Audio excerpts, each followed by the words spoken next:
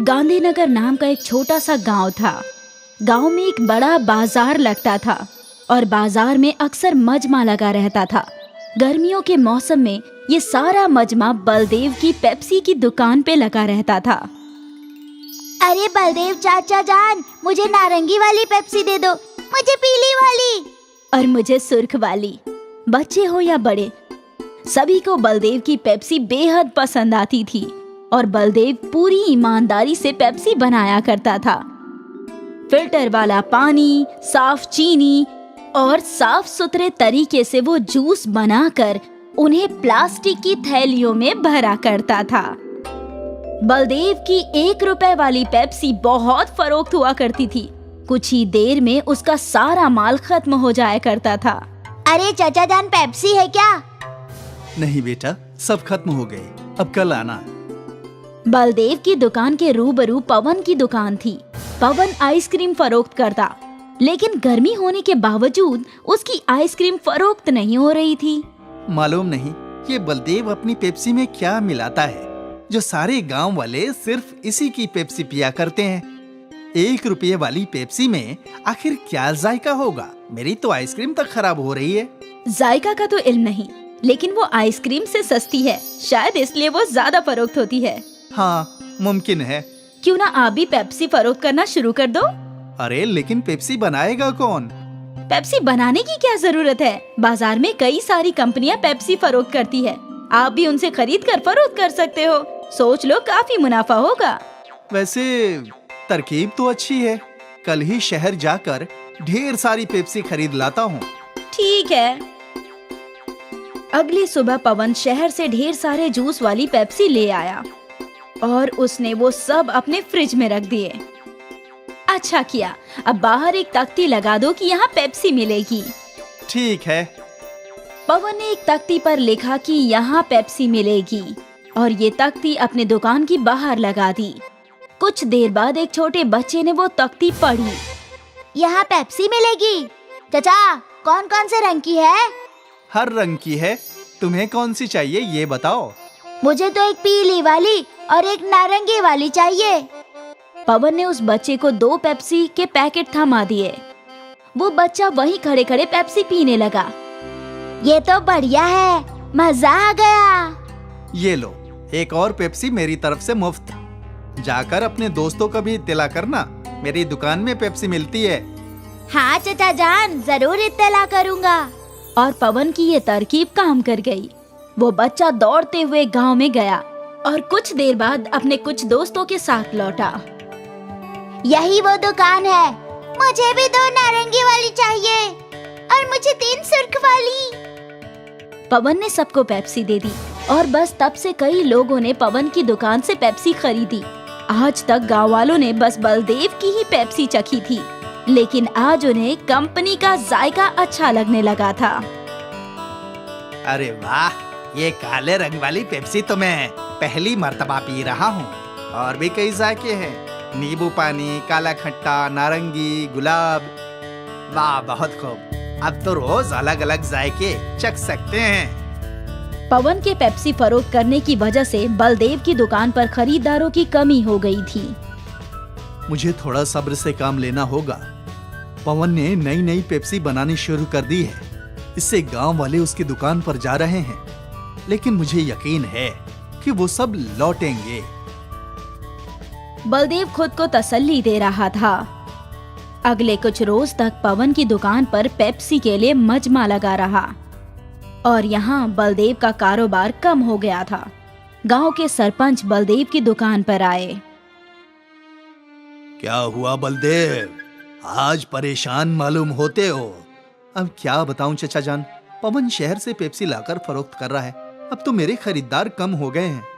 कोई बात नहीं, ये बस कुछ ही रोज की बात है। किसी भी नई चीज के पीछे गांव वाले दौड़ पड़ते हैं। तुम्हें तो इल्म है, सब्र रखो, सब दुरुस्त हो जाएगा। और मुझे यकीन है तुम्हारी पेप्सी शहर की कंपनी वाली पेप्सी से बेहतर ही होगी। अब एक काम करो, मुझे 50 पेप्सी दे दो। आज शहर से मेरे पोता पोती आ रहे हैं। ठीक है चचा जान। बलदेव ने सरपंच जी को 50 पेप्सी दे दिए और वो खुशी खुशी वहाँ से चले गए। बलदेव अभी भी मायूस था। सरपंच जी अपने घर पहुँचे और उन्होंने अपने पोते को एक पेप्सी दी। अब्बा, ये पेप्सी अच्छी नहीं होती है। इनमें इतनी मिलावट होती है जिससे बच्चे बीमार पड़ जाते हैं। बेटा, ये पेप्सी हमारा बलदेव खुद बनाता है, बगैर मिलावट, साफ तरीके से। इसे तो हम कई सालों से पी रहे हैं, अभी तक तो कोई बीमार नहीं हुआ।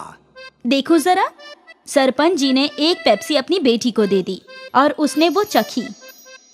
वाह अब्बा, ये तो काफी उम्दा है। सरपंच जी के घर आए हुए सारे मेहमानों ने वो पेप्सी पीनी शुरू की। कुछ ही देर में सारी पेप्सी खत्म हो गई। अब्बा, आपने ये कहाँ से ली? मैं थोड़ी और ले लेती हूँ। बाजार में तुझे बलदेव की दुकान नजर आएगी, जिसमें बड़ा फ्रिज होगा, उसी की दुकान से। मैं लेकर आती हूँ। नेहा बाजार पहुँची तो वो बलदेव और पवन की दुकान में कंफ्यूज हो गई। उसे समझ नहीं आ रहा था कि कौन सी दुकान है। शायद जिस दुकान पर मजमा लगा है, मुझे वहीं जाना चाहिए। नेहा पवन की दुकान में गई। मुझे 20 पेप्सी देना। जैसे ही पवन ने फ्रिज से पेप्सी की पैकेट निकाली तो नेहा ने इनकार कर दिया। नहीं नहीं, ये नहीं चाहिए। लेकिन अभी तो आपने 20 पेप्सी मांगी। हाँ, लेकिन ये केमिकल वाली नहीं चाहिए। वहाँ खड़े एक शख्स ने नेहा से पूछा, बहन, इस पेप्सी में कौन सा केमिकल है? ये पेप्सी शहर के कारखानों में बनती है। वहाँ इन्हें बनाने के लिए कई सारे केमिकल्स का इस्तेमाल करते हैं, जो नुकसानदेह है और जिससे बच्चे बीमार पड़ सकते हैं। अगर ऐसी बात है तो तुम यहाँ पेप्सी लेने क्यों आई? मैं तो यहाँ वो पेप्सी लेने आई थी जो इसी गांव में बनती है।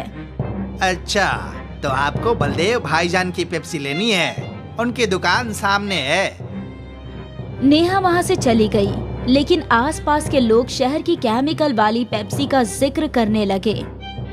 नेहा ने बलदेव की दुकान से पेप्सी खरीद ली और वो घर चली गई। केमिकल वाली पेप्सी की बात गांव में आग की मानिंद फैल गई और सारे वालिदैन ने बच्चों से पवन की दुकान की पेप्सी लेने के लिए मना कर दिया। आज से पवन चाचा की दुकान से पेप्सी मत लेना। क्यों अम्मा? क्योंकि उसमें ढेर सारे केमिकल हैं। तुम्हारी तबीयत खराब हो जाएगी, फिर तुम्हें सुई लगेगी। ना बाबा ना। लोगों को बलदेव की ईमानदारी समझ आ गई और एक बार फिर बलदेव की पेप्सी फरोख्त होने लगी। पवन की दुकान से कोई भी पेप्सी नहीं खरीद रहा था और थक हार कर पवन ने पेप्सी फरोख्त करनी ही छोड़ दी। नेहा ने पूरे गांव को बीमार होने से बचा लिया और सब कुछ पहले की मानिंद हो गया। देवपुर गांव में माया और वीना नाम की 2 पड़ोसनें रहती थी। वीना का खानदान आबाद था, उसके शौहर की आमदनी भी काफी अच्छी थी। वहीं माया एक बेवा थी। उसके शौहर का इंतकाल हुए 4 साल गुजर गया था और वो गांव में छोटा मोटा काम करके अपने और अपने बेटे का गुजारा कर रही थी। रवि और रोहन एक साथ खेला करते थे। चल रवि, मैं बाजार जा रहा हूँ। आज मेरी अम्मी मुझे आइसक्रीम खिलाएगी। हकीकत में? हाँ, अब मैं जाता हूँ, वरना अम्मी डांटेंगी। रोहन वहाँ से चला गया और रवि के दिल में आइसक्रीम खाने का ख्याल जज्ब हो गया था। रवि ने कभी आइसक्रीम खाई ही नहीं थी, बस दूसरे बच्चों को खाते हुए देखा था। खैर, रवि मायूस होकर अपने घर लौटा। क्या हुआ? तेरा मुंह क्यों लटका हुआ है? अम्मी, मुझे भी आइसक्रीम खानी है। राहुल की अम्मी उसे आइसक्रीम खिलाने बाजार ले गई है। बेटा, तू तो होशियार है ना? हाँ, मुझे इल्म है अम्मा कि हमारे पास आइसक्रीम खरीदने के पैसे नहीं है। कोई बात नहीं, छोड़िए। आज आपने खाने में क्या बनाया है? तेरी पसंदीदा दाल चावल। तो खा ले, मैं काम पर जाकर आती हूँ। ठीक है अम्मा। माया का तवज्जो रवि के मायूस चेहरे पे था। वो पूरे रास्ते रवि के मुतालिक सोचती रही। काश मैं कुछ और पैसे कमा लेती ताकि मैं रवि को आइसक्रीम खिला सकती। उस बेचारे का कितना दिल कर रहा है। हे ऊपर वाले, मेरी मदद कीजिए। ऊपर वाले ने माया की बात सुन ली। और उसके रूबरू हाजिर हो गए। बेटी, मैं तुम्हारी परेशानी समझ सकता हूँ। तुम अपने फर्जंद की ख्वाहिश पूरी करना चाहती हो और इसमें मैं तुम्हारी मदद कर सकता हूँ। भगवान, आप वाकई मेरी मदद करेंगे? क्या मेरा बेटा हकीकत में आइसक्रीम खाएगा? हाँ, ये लो। ऊपर वाले ने माया को कुछ बीज दे दिए। इन्हें अपने आंगन में बो दो। अगले रोज इसमें से जो पौधे आएंगे उनमें आइसक्रीम टंगी होंगी। आइसक्रीम के पौधे? हाँ। माया ने ऊपर वाले से बरकतें ली। वो जादुई के बीज लेकर अपने घर लौटी। घर के बाहर आंगन में एक छोटा सा खेत था। माया ने सारे बीज इसी छोटे से खेत में बो दिए। अम्मी, ये क्या कर रही हैं आप? मैं आइसक्रीम के पौधों के बीज बो रही हूँ। आइसक्रीम के पौधे? हाँ बेटा, ऊपर वाले ने खुद मुझे ये जादुई बीज दिए हैं। इनमें हकीकत में आइसक्रीम उगेगी? हाँ। वाह, फिर तो हम आइसक्रीम खा भी सकते हैं और फरोख्त भी कर सकते हैं। इस मुतालिक तो मैंने सोचा ही नहीं। अगर हम ढेर सारी आइसक्रीम उगाकर फरोख्त करें तो हमें बहुत सारे पैसे हासिल होंगे और मुझे गांव में काम करने की भी जरूरत नहीं होगी। हाँ अम्मी, हम तो बहुत पैसे वाले हो जाएंगे। यकीनन। अब इन बीजों में आप पोशी कर दो। जी अम्मी, आज आप काम पर नहीं जा रही? नहीं बेटा, कल हमारे खुद के आइसक्रीम के खेत होंगे, तो मैं आखिर दूसरों के यहाँ मुलाजमत क्यों करने जाऊँ? बजा फरमाया। माया ने सोच रखा था कि अगले रोज आइसक्रीम उगेगी। वो उन आइसक्रीम्स को फरोख्त कर बहुत सारे पैसे कमाएगी। इसी ख्याल से वो अपने काम पर भी नहीं गई। उसके जहन में पैसों का लालच आ गया था। रात में उसे नींद भी नहीं आ रही थी। वो ख्यालों में खोई थी कि आइसक्रीम फरोख्त कर वो कितने पैसे कमाएगी। मुझे एक आइसक्रीम कितने में फरोख्त करनी चाहिए? क्या सारी आइसक्रीम अलग अलग होंगी या एक जैसी? ये सारे ख्यालात उसके जहन में घूम रहे थे। खैर, सुबह हुई और माया दौड़ते हुए अपने घर से बाहर आई और उसने अपने खेत देखे तो वहां कुछ भी नहीं उगा था। अरे ये क्या?